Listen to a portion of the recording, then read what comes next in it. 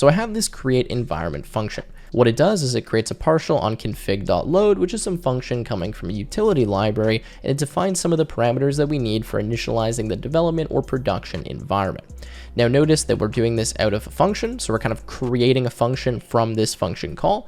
We pass in the environment type, and then we return either this partial or this partial, depending on production or development. If we come down here, the way that I would use this is simply pass in the type of environment that we're looking for, either development or production. This will then create two partial functions or give me access to them for dev config and prod config, and then I can call them as I see fit throughout my program. And all I have to do is pass something like a configuration file, although I could really not pass anything if I don't want to, and then it will get initialized for me and create that environment.